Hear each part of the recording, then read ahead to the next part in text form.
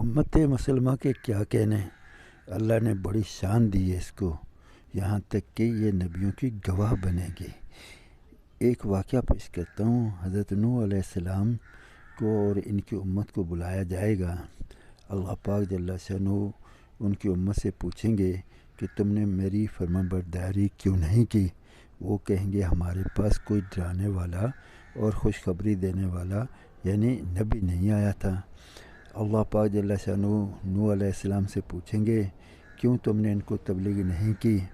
وہ عرض کریں گے یا اللہ میں نے ان کو بہت تبلیغ کی، حکم ہوگا کہ گواہ لاؤ۔ وہ عرض کریں گے کہ حضرت محمد رسول اللہ صلی اللہ علیہ وسلم کی امت میری گواہ ہے۔ حضرت نوح علیہ السلام کی امت اس پر اعتراض کرے گی کہ وہ تو بعد میں آئی، یہ گواہ کیسے بن سکتی ہے؟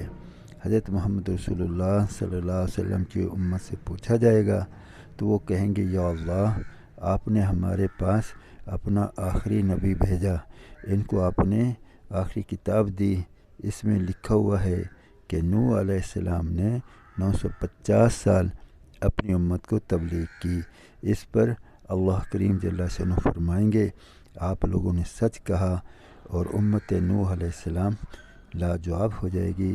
اس طرح یہ امت باقی نبیوں کے لیے بھی گواہی دے گی۔